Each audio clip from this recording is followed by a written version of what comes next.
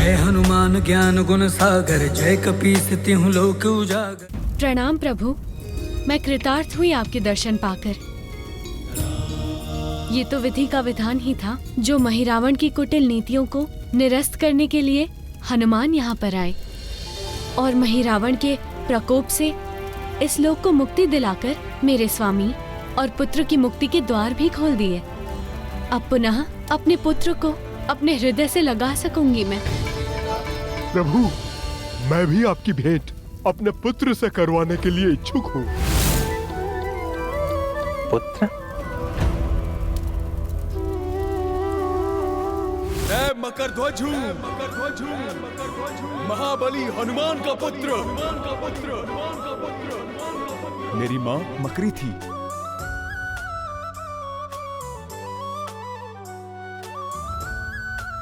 कहाँ है तुम्हारा पुत्र? अभी आपके समक्ष लाता हूँ प्रभु।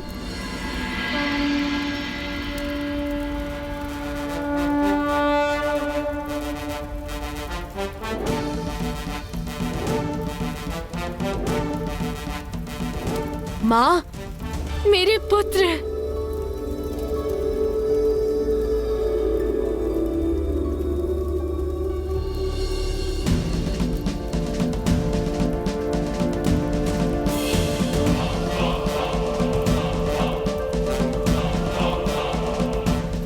मुझे क्षमा कीजिए, अपने कर्तव्य पालन हेतु आपको मुक्त कराने आए पिताश्री के मार्ग में बाधा बना।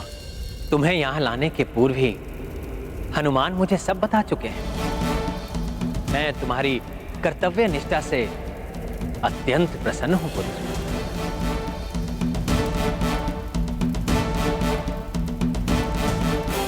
पुत्र, तुम्हें भविष्य में भी इसी प्रकार अपने कर्तव्य का निर्वाह करना होगा, परंतु अब तुम्हारे महाराज होंगे माता दुर्दुभी के पुत्र कालमेघ।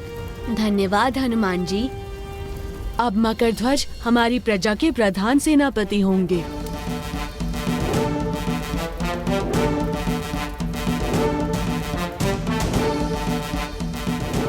प्रभु, यहाँ हमारा कार्य पूर्ण हुआ। अब हमें शीघ्र ही यहाँ से जाना चाहिए। वहाँ हमारी प्रतीक्षा में समुचित सेना चिंतित होगी प्रभु। पिताश्री, यहाँ आपका प्रवेश मार्ग महिरावण की माया से निर्मित था, जो उसके अंत से खंडित हो गया होगा। मैं यहाँ से निकास का एक अन्य मार्ग जानता हूँ। इस धर्म युद्ध में आपका साथ देने का मुझे कोई अवसर प्राप्त नहीं हुआ है, परंतु आप सभी को यहाँ से लंका पहुँचाने की अनुमति देने की कृपा कीजिए। उचित है पुत्र, परंतु अब हमें क्षणिक विलंब भी नहीं करना चाहिए। ज्ञात नहीं महिरावण की मृत्यु का समाचार पाके अब रावण क्या करेगा। अपने कुल की क्षति का प्रतिशोध मैं रावण एकाकी ही तुम सबसे लूंगा। आ रहा हूँ वनवासी, अब देखना रावण कैसे तुम्हें मृत्यु लोक भेजता है। ना जाने अब कौन सा अनर्थ करने जा रहे हैं ये गाथा महाबली हनुमत की, रुचिकर लीला राम भगत की। जय जय जय रघुनंदन राम, जय जय जय महाबली हनुमान। काज पुनः कपि राम का साजे, राम लखन कांधे पे विराजे। हनुमत पुत्र मकर ध्वज आगे, निर्गमन हेतु रच रहे मार्गे। गुप्त सुरंग व द्वार बताए, चट्टान स्तंभ गिराए। हनुमत समहि हनुमत नंदन, पुत्र पिता दो को वंदन। ये गाथा महाबली हनुमत की, रुचिकर लीला राम भगत की। जय जय जय रघुनंदन राम, जय जय जय महाबली हनुमान।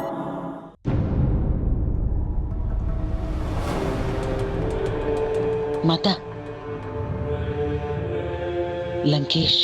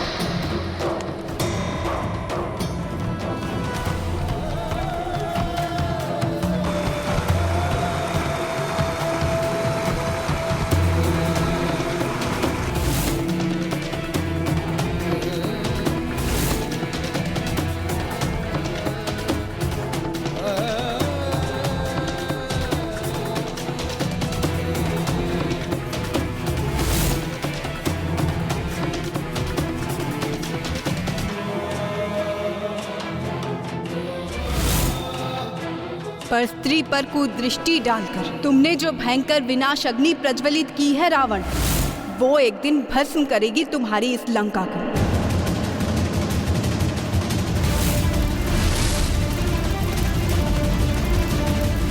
तुम्हारे जैसा पापी अपने और अपने परिजनों के सर्वनाश का कारण बनता है।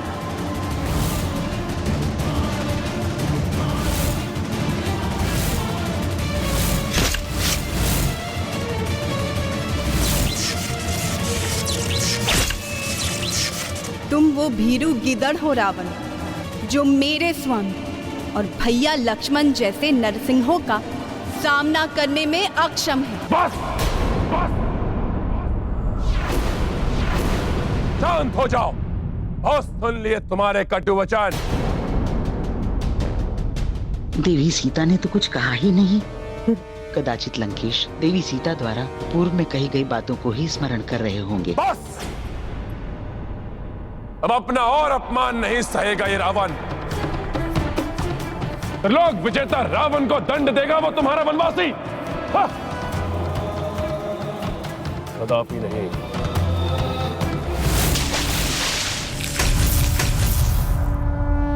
पुत्र, मेरे विचार से अब तुम्हें लौट जाना चाहिए।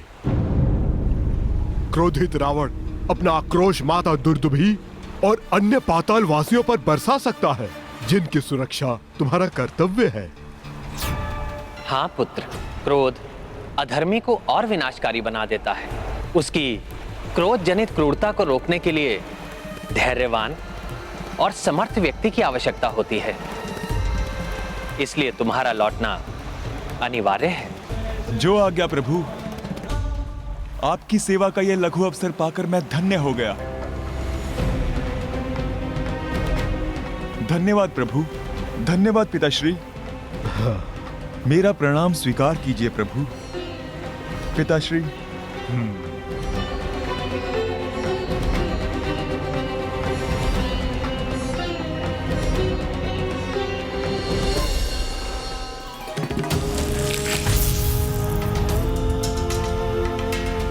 अब प्रस्थान करें हनुमान।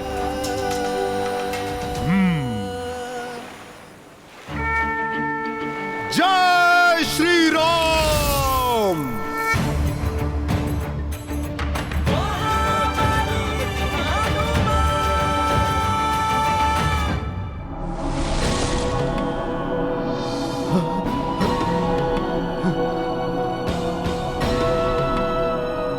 प्रभु, प्रभु श्री राम की, लक्ष्मण भैया की, पवन पुत्र हनुमान की, प्रभु श्री राम की। प्रभु, हम सब आपके सुरक्षित लौटने पर बहुत हर्षित हैं। परंतु रावण द्वारा इस प्रकार के अमर्यादित आक्रमण एवं छल करने के पश्चात उसे कठोर से कठोर दंड मिलना ही चाहिए। कठोर दंड मिलना चाहिए। अंत कर देंगे इसका। वो रावण जो अभी तक झुका नहीं, उसको झुकाने का और उसको मिटाने का समय आ गया है प्रभु। प्रभु, आप हमें आज्ञा दीजिए। हम अभी जाकर उसके गर्व और झूठे दर्प को नष्ट कर देते हैं। नष्ट कर देंगे प्रभु, नष्ट कर देंगे हम। हनुमान, क्या महाराज सुग्रीव की बात मानकर इस समय आक्रमण करना धर्म सम्मत होगा? प्रभु, धर्म और मर्यादा के प्रतीक हैं आप। धर्म का पालन करना मैंने आप ही से तो सीखा है प्रभु। हमें युद्ध भी धर्मोचित और मानवीय मूल्यों के अनुसार ही करना चाहिए प्रभु। दुख और असाध से घिरे व्याकुल और अशांत रावण पर आक्रमण करना अनुचित होगा प्रभु।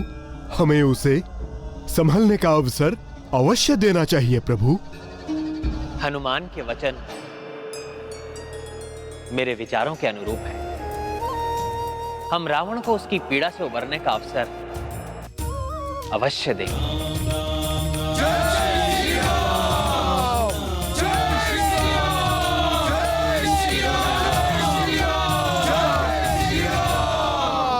भयाक्रांत हो गया रावण, शरणागत बनेगा रावण। कदाचित यही प्रतीत हो रहा है ना तुम्हें? भ्रांति है ये तुम्हारी, भ्रांति।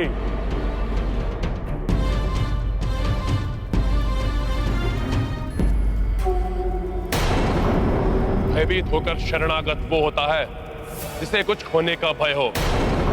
मैं अपना सर्वस्व होम कर चुका हूं एक अमूल्य निधि को पाने के लिए, और अब भी मैं उस अमूल्य निधि को पा सकता हूं, और वो अमूल्य निधि हो तुम। कभी नहीं झुकेगा रावण, तुमको पाकर रहेगा, इतिहास के स्मृति पटल पर अंकित करेगा कि रावण शीश कटा सकता है परंतु कभी झुका नहीं सकता। इस संपूर्ण जगत में मैं एक ही हूं, उस वनवासी नर उसकी संपूर्ण वानर सेना को परास्त कर सकता हूं। अपने इस अपार बल और पराक्रम को प्रमाणित करने का ये सुनहरा अवसर कभी नहीं खो सकता रावण, कभी नहीं, कभी नहीं, कभी नहीं। तुम्हारे पापों का घड़ा अब भर चुका है।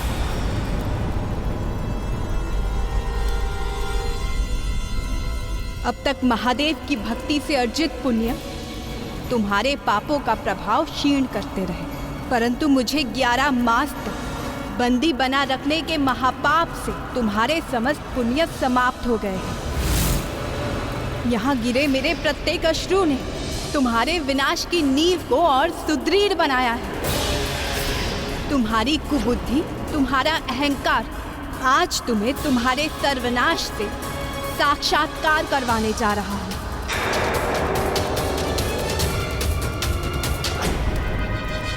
मेरा नहीं, उस वनवासी का होगा सर्वनाश जिसके संहार के लिए महादेव और ब्रह्मदेव के वरदानों के अतिरिक्त मैं उस महाविनाशक शक्ति को जागृत कर अपना साथ देने के लिए विवश कर दूंगा।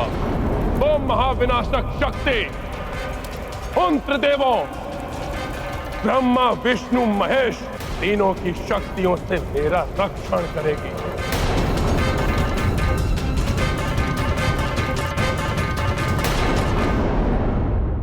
जिस प्रकार 11 मास तक तुम अपने उस वनवासी की प्रतीक्षा करते रहे, ठीक उसी प्रकार अब मेरी विजय की प्रतीक्षा करो।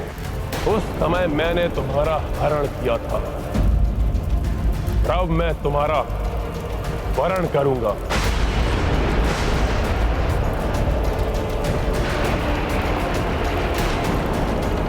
स्वयं अपनी मृत्यु को निमंत्रण दे रहे हो तुम मूर्ख। अब तुम्हें मेरे विरुद्ध कुछ कहने या मेरे अपमान और तिरस्कार सहने का अवसर भी नहीं प्राप्त होगा। जाओ, जैसे कोई स्वयं अपने काल की आहट सुनकर स्वयं ज्वालामुखी के मुख में प्रवेश कर जाए, जैसे कोई वन्य जीव सिंह का आखेट बनने के लिए उसके समक्ष प्रस्तुत हो जाए, उसी समान रणभूमि में तुम मेरे स्वामी श्री राम से अपने संहार के लिए जा रहे हैं।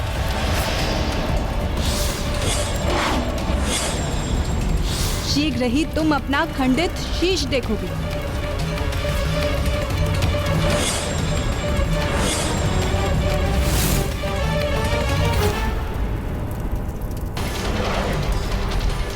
उसी समान रणभूमि में तुम मेरे स्वामी श्री राम से अपने संहार के लिए जा रहे हैं।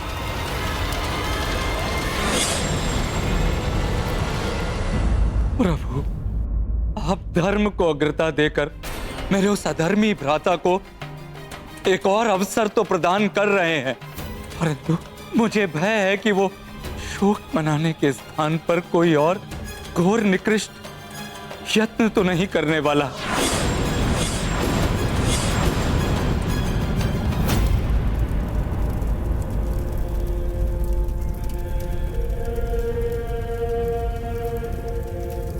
यदि सबकी मान्यताओं के आधार पर मैं ये स्वीकार कर भी लूं कि वो हनुमान शिवांश है,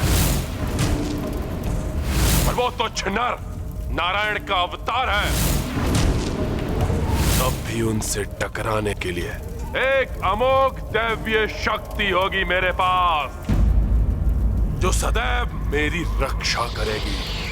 मैं माता तारा देवी को प्रसन्न करूंगा उनकी निश्चित पूजा करूंगा मैं।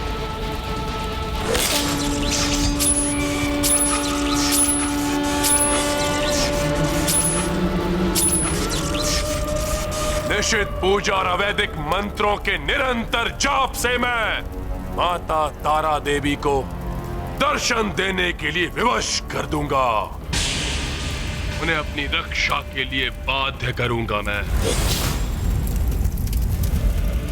फिर देखते हैं कि वो हनुमान और वो तुच्छ नर किस प्रकार युद्ध करते हैं मुझसे। महाराज विभीषण, अधर्मी चाहे कोई भी पथ चुने, परंतु धर्म युद्ध मात्र धर्म पथ पर ही चलकर लड़ा जा सकता है। क्या यही एक विकल्प शेष है महाराज लंकेश? निषिद्ध पूजा के परिणाम अत्यंत भीषण हो सकते हैं। इसके अतिरिक्त और कोई विकल्प सोचने का समय नहीं है मेरे पास। शीघ्र अंत करना है मुझे इस युद्ध का। परंतु महाराज, ये कार्य तो आप अत्यंत सहजता के साथ कर सकते हैं। स्मरण कीजिए महाराज, देवी शूर्पणखा के शब्द।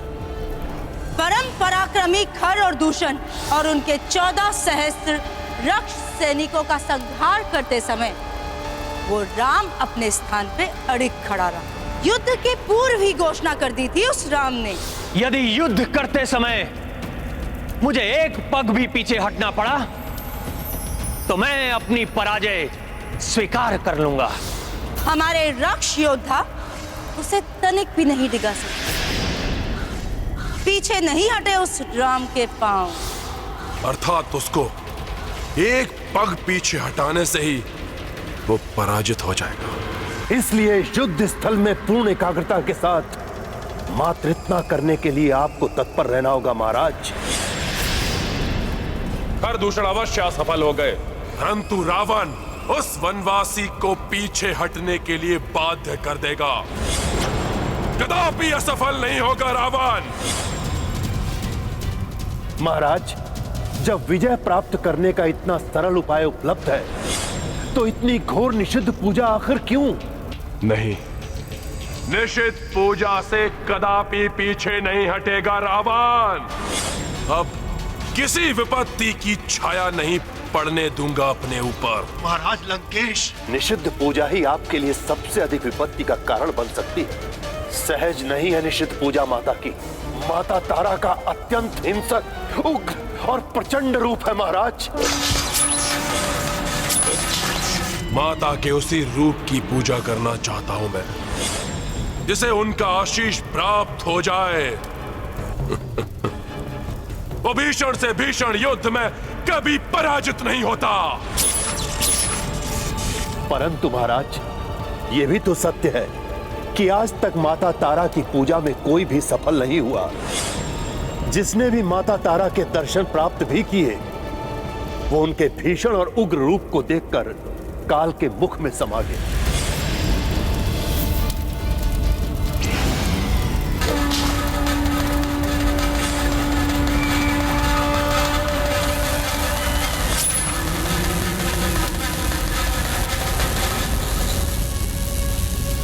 मृत्यु की आशंका से भयभीत होना स्वभाव नहीं है मेरा, और प्राण खोने का कोई भय नहीं है मुझे। और यह भी ज्ञात है मुझे कि संकटों का सामना किए बिना कभी भी कोई लाभ प्राप्त नहीं होता।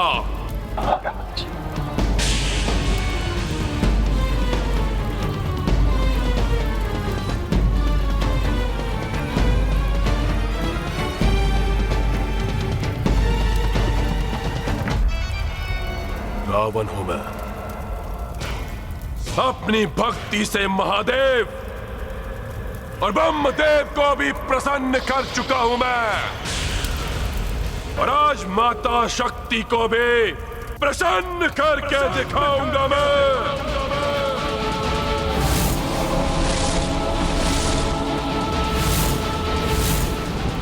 ऐसी घोर निषेध अवैदिक पूजा करूंगा मैं कि मां शक्ति माता तारा देवी के रूप में मेरी रक्षा करने के लिए विवश हो जाएंगी।